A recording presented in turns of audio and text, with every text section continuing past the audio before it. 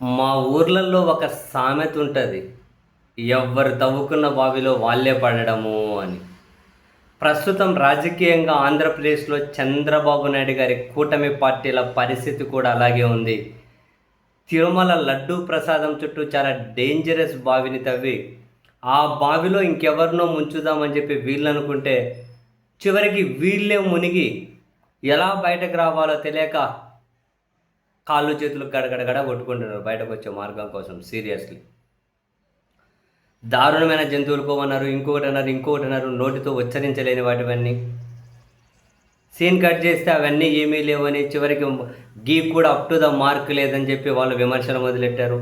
వీటికన్నిటికీ కారణం కూడా మళ్ళీ చంద్రబాబు నాయుడు గారి ప్రభుత్వమేనని చెప్పి ఇటు వైఎస్ఆర్ కాంగ్రెస్ పార్టీ ఇందాపూర్ డైరీ దగ్గర నుంచి దానికి హెరిటేజ్కి ఉన్న లింకుల దగ్గర నుంచి ఇండైరెక్ట్గా హెరిటేజ్ నెయ్యి టీటీడీకి వచ్చింది అన్న దగ్గర నుంచి వరుస పెట్టి వాళ్ళు అటు చంద్రబాబు నాయుడు గారును ఇట్లా వాళ్ళ కుటుంబ యాజమాన్యంలో ఉన్న హెరిటేజ్ని కూడా చుట్టుముట్టేస్తూ ఉన్నారు.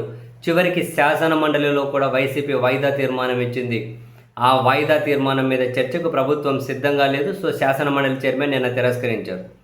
రెండో రోజు మళ్ళీ వైసీపీ వాయిదా తీర్మానం ఇచ్చింది. శాసన మండలి చైర్మన్ అంగీకరించడం లేదు. వైసీపీ నినాదాలు చేస్తూ ఉంది, ఆందోళనలు చేస్తూ ఉంది. ఇప్పుడు సామాన్యుల నుంచి వినిపించే ప్రశ్న ఏంటి?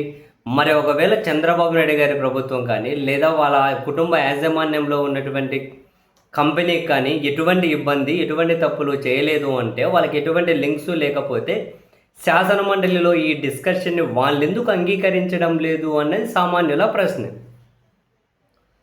ఇది చాలా కీలకమైన అంశం కదా, ఇది చాలా ఇంపార్టెంట్ అంశం కదా.